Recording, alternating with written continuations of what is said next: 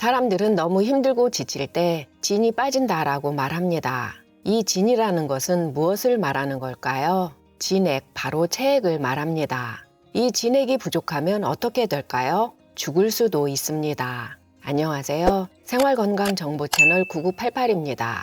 오늘도 영상을 클릭해 주셔서 감사합니다. 체액이 부족하면 아무리 물을 마셔도 입마름이 해소가 안 되고 입술이 갈라지면서 혀가 입천정에 쩍쩍 달라붙습니다.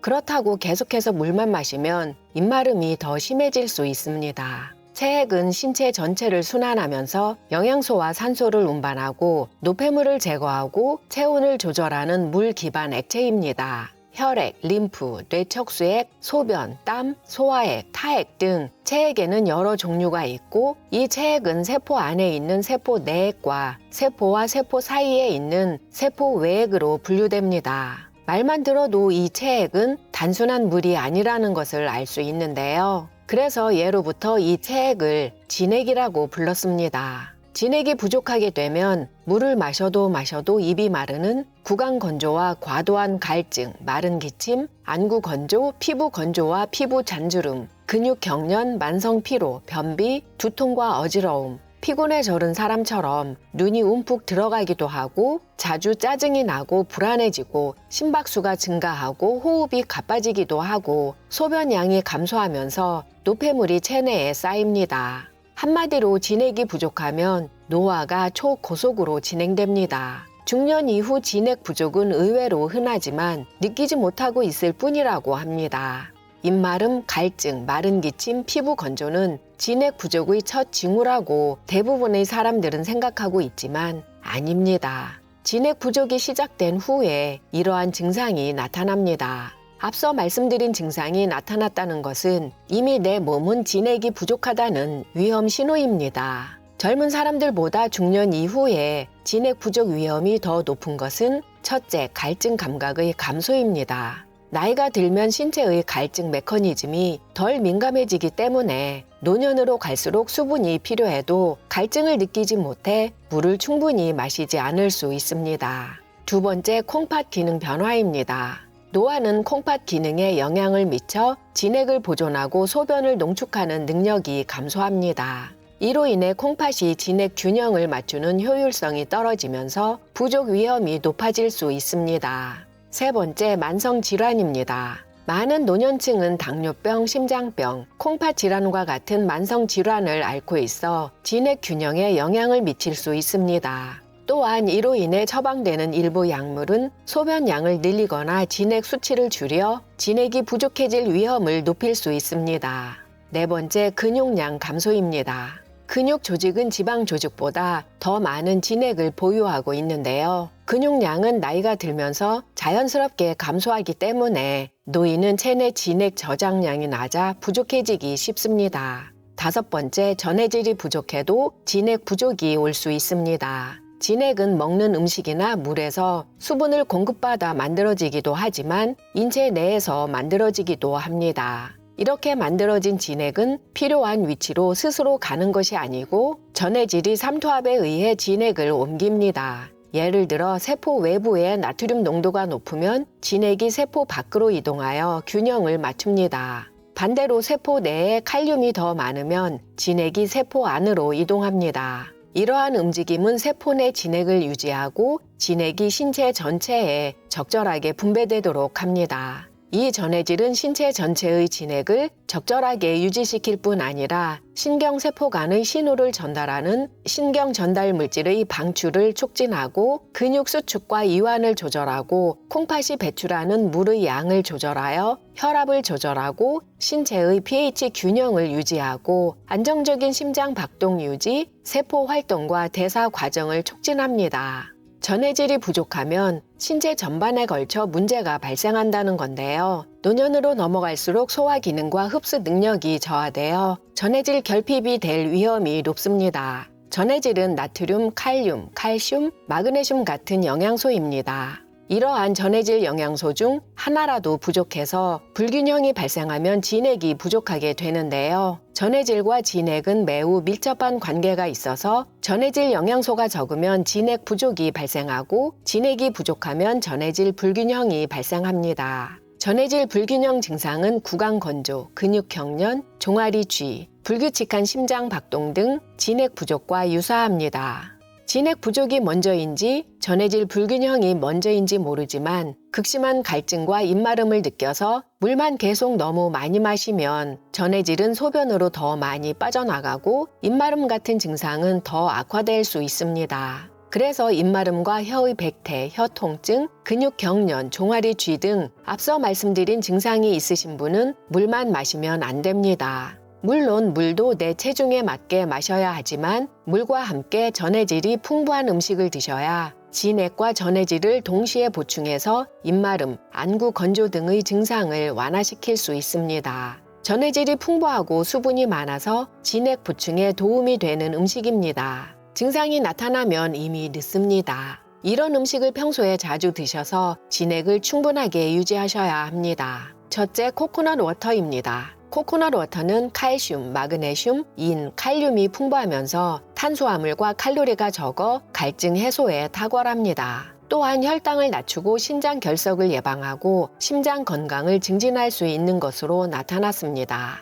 일부 코코넛 워터 제품에는 설탕이 첨가되었을 수 있으니 성분표 확인하셔야 합니다. 두 번째, 오이물입니다. 오이는 생으로 먹는 것이 가장 이롭습니다. 그렇지만 생으로 먹기 싫어하시는 분은 오이물을 만들어 드시면 진액 보충하는 데 많은 도움이 됩니다. 오이에는 칼륨, 마그네슘, 망간, 구리, 비타민 C, 비타민 K, 비타민 B5, 베타카로틴, 루테인, 플라보노이드, 몰리브덴 등이 풍부합니다. 이러한 성분은 혈압을 낮추고 뼈 건강을 증진하고 진액을 유지하고 독소를 제거하는 데 도움이 되는데요. 오이의 풍부한 비타민 B5는 여드름 치료에도 도움이 될 수 있습니다. 오이물을 만들 때는 물에 오이만 잘게 썰어 넣어도 되지만 생강과 레몬을 함께 넣으면 디톡스 효과, 진액 보충 효과가 더 강해집니다. 먼저 물 1리터에 잘게 썬 생강 2티스푼을 넣고 끓입니다. 물이 끓으면 불을 끄고 실온으로 식힌 다음 오이 작은 거 1개를 얇게 슬라이스해서 넣고 레몬 작은 거 반 개도 얇게 슬라이스해서 넣은 다음 2시간 후에 드시면 됩니다. 하루 전에 미리 만들어 냉장고에 넣었다가 드시면 오이와 레몬 향이 더 진하게 우러나면서 효과도 바로 드시는 것보다 더 좋습니다.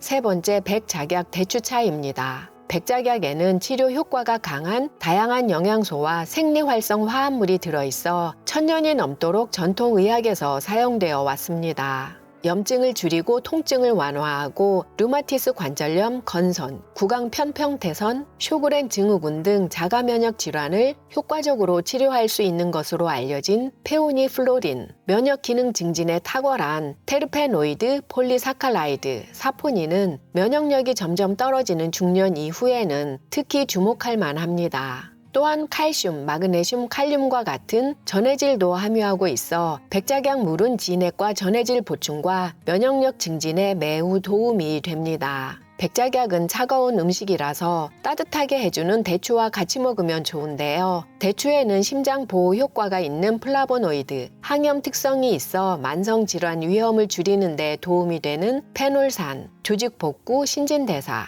신경 전달 물질 생성을 포함한 다양한 신체 기능을 지원하는 아미노산이 있어 건강에 여러모로 도움이 되지만 칼륨, 마그네슘, 구리, 망간, 철분, 칼슘은 진액과 전해질을 보충하면서 뼈 건강도 증진할 수 있습니다. 한방에 의하면 백작약은 혈액을 보충하고 간 기능을 활성화시키고 여성 폐경기에 나타나는 질 건조증을 완화시킬 수 있습니다. 백작약 대추차 만드는 방법입니다. 차 한 잔 기준 백작약 2g, 대추 3개입니다. 대추는 씨를 발라내고 과육은 잘게 썹니다. 통으로 넣는 것보다 이렇게 하면 대추 씨에 있는 영양소까지 더 잘 우러납니다. 손질한 대추와 백작약을 넣고 끓입니다. 끓기 시작하면 불을 줄인 후 은근한 불로 물이 반으로 줄 때까지 끓이는데요. 한 잔 기준 400ml를 넣고 끓여서 200ml로 줄 때까지 끓이면 됩니다. 백작약에는 탄닌산도 있어서 대추에 있는 철분, 칼슘, 아연 등의 흡수를 방해할 수 있는데요. 백작약 대추차를 드실 때 레몬 1티스푼을 넣어 드시면 디톡스 효과도 있으면서 레몬의 비타민C가 탄닌의 항영양소 효과를 중화시킬 수 있습니다. 작약을 드실 때 주의점입니다. 작약은 경미하지만 진정 효과가 있어 일부 사람에게는 졸음을 유발할 수 있습니다. 백작약차를 드시고 졸음이 오는 분은 활동해야 하는 낮보다는 저녁에 드시는 것이 좋습니다. 일부 사람에게는 가려움증 같은 알러지 증상이 발생할 수 있습니다. 처음 드시는 분은 소량으로 테스트 먼저 해보실 것을 권장합니다. 작약은 혈압을 낮출 수 있습니다. 혈압약을 드시는 분이 작약차를 드시면 이중으로 혈압을 낮출 수 있으니 혈압을 모니터링 하실 것을 권장합니다. 백작약은 또한 혈액을 묽게 하는 특성이 있습니다. 와파린이나 아스피린 같은 항응고제 또는 항혈소판제를 드시는 분이 백작약차를 정기적으로 드실 때는 담당 의사와 상담 후 드셔야 합니다. 백작약의 에스트로겐 효과는 피임 효과를 감소시킬 수 있습니다. 피임약을 드시는 분도 주의가 필요합니다. 백작약은 혈당 수치를 낮추는 특성이 있어 혈당 강화제를 드시는 분은 주의해야 합니다. 네 번째, 우유입니다.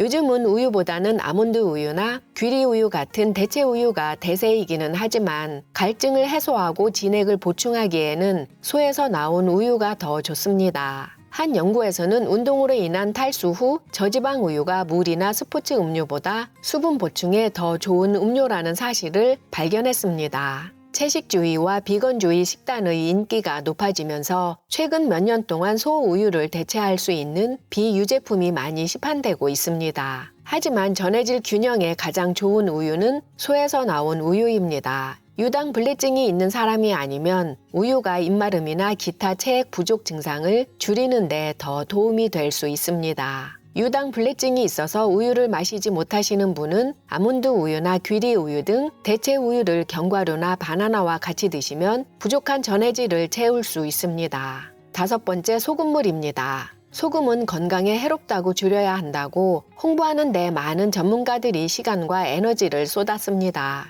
그런데 소금물이 건강에 도움이 된다니 놀랍지 않나요? 소금은 신체에 가장 풍부한 두 가지 주요 전해질인 나트륨과 염화물의 조합입니다. 이 나트륨과 염화물은 신체 세포가 적절한 체액 균형을 유지하는 데 중요한 역할을 하는데요. 물에 소량의 소금을 넣으면 순수한 물만 마실 때보다 신체가 체액을 더 효과적으로 유지하는 데 도움이 됩니다. 하지만 고혈압, 콩팥 질환, 심장병, 부종 등이 있는 사람이나 의학적 이유로 저염 식단을 해야 하는 사람들은 담당 의사와 상담 후 소금물을 드셔야 합니다. 소금물을 만들 때는 물 1리터에 소금 4분의 1티스푼을 넣고 레몬즙 1테이블스푼을 넣어 필요할 때마다 드시면 됩니다. 진액을 채우는 음식을 드시는 것도 중요하지만 진액을 마르게 하는 음식을 드시지 않는 것은 더욱 중요한데요. 진액 부족으로 인해 입마름, 안구 건조 등 부족 증상이 있으신 분은 설탕이 많은 음료나 고당분 식품은 피해야 하는데요. 고당분 음료와 식품은 혈당을 일시적으로 급상승시켜 세포에서 진액을 끌어내는 삼투 효과를 일으킬 수 있습니다.